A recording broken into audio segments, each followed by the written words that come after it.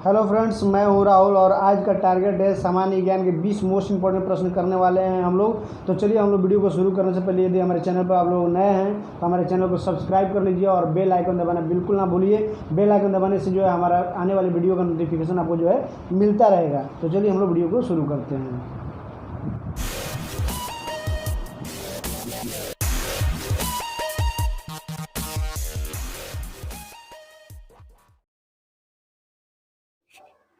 सिंधु सभ्यता में विशाल स्नानागार कहाँ से मिला है? लोथल, हड़प्पा, मोहनजोदड़ो, मेहरगढ़। सही आंसर जो है आप लोग कमेंट सेक्शन में कमेंट्स करते रहिए। इसका सही आंसर होगा ग, मोहनजोदड़ो। चलिए अगले प्रश्न की ओर चलते हैं। हमारा अगला प्रश्न है,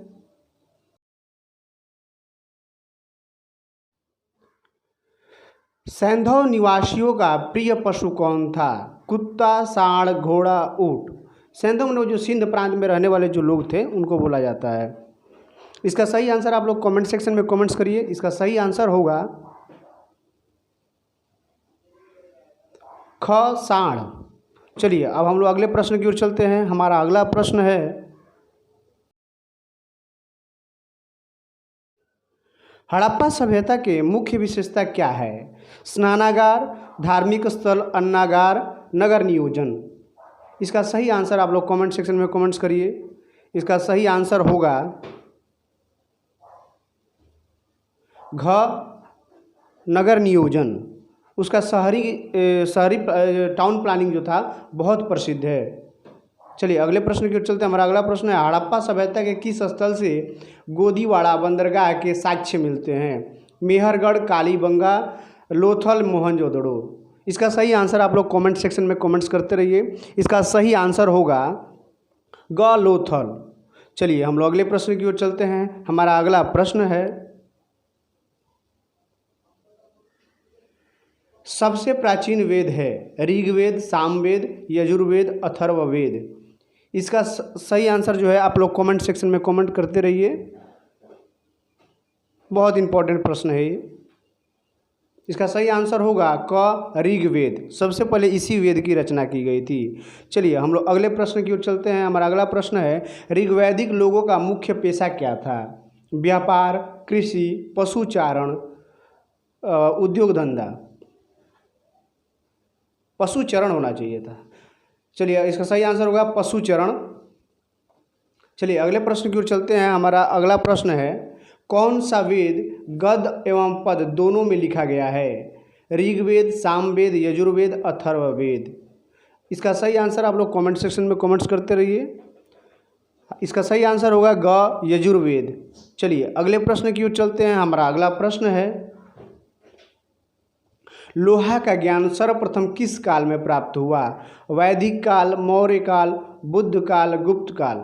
इसका सही आंसर आप लोग कमेंट सेक्शन में कमेंट्स करते रहिए। इसका सही आंसर होगा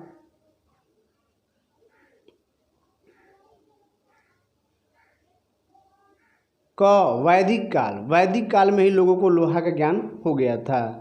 चलिए हम लोग अगले प्रश्न की ओर चलते हैं। हमारा अगला प्रश्न है, सत्यमेव जयते नामक युक्ति किस उपनिषद से लिया गया है?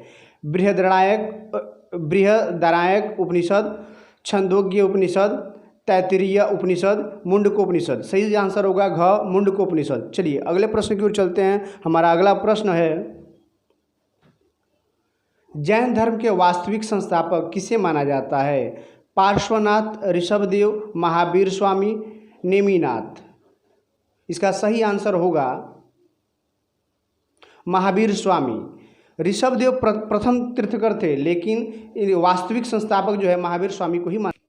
महात्मा बुद्ध द्वारा दिए गए प्रथम उपदेश को क्या कहा जाता है? महाभिनिष्क्रमण, धर्म चक्र परिवर्तन, उपसंपदा, महापरिनिर्वाण। इसका सही आंसर आप लोग कमेंट सेक्शन में कमेंट्स करिए। इसका सही आंसर होगा धर्म चक्र परिवर्तन। चलिए हम लोग अगले प्रश्न की ओर चलते हैं। हमारा अगला प्रश्न है, बुद्ध ने अपने उपदेश किस भाषा में दिए? संस्कृत, प्राकृत, पाली, अर्धमगधी। इसका सही आंसर जो है आप लोग कमेंट सेक्शन में कमेंट्स करते रहिए। इसका सही आंसर होगा ग, पाली। पाली भाषा में उन्होंने अपना उपदेश दिया।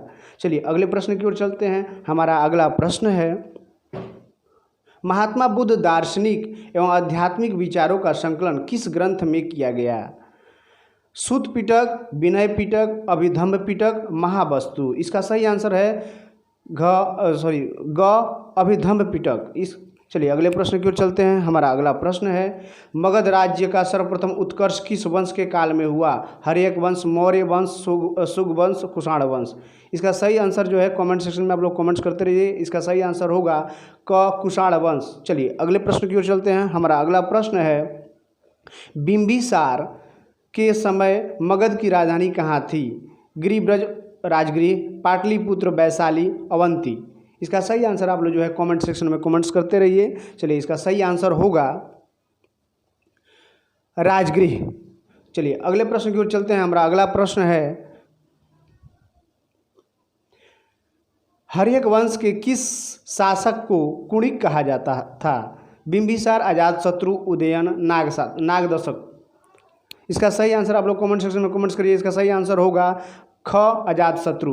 चलिए अगले प्रश्न की ओर चलते हैं। हमारा अगला प्रश्न है, किस शासक ने गंगा एवं स्वर्ण नदियों के संगम पर पाटलिपुत्र नामक नगर की स्थापना की? अजातशत्रु, उदयन, अशोक, नागदर्शक। इसका सही आंसर होगा ख अजातशत्रु। चलिए अगले प्रश्न की ओर चलते हैं। हमारा अगला प्रश्न है,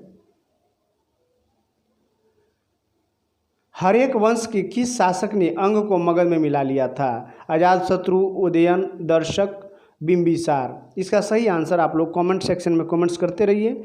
इसका सही आंसर होगा घ बिंबिसार। चलिए अगले प्रश्न की ओर चलते हैं। हमारा अगला प्रश्न है,